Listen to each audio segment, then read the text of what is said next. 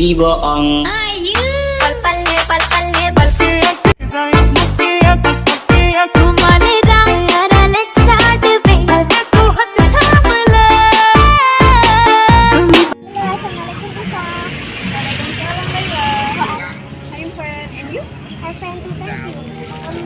My IS concept, of course, explain the process of the right.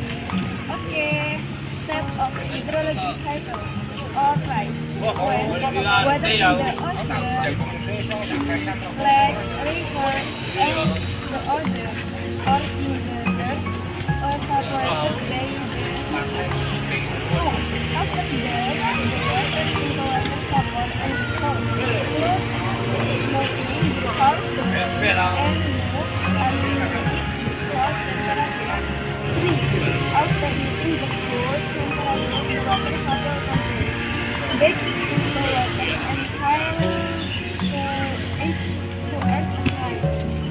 4. After the water falling down to earth or rise, water come back to sea, river, lake, and sometimes hit by the plant in the ground or precipitate. Thank you.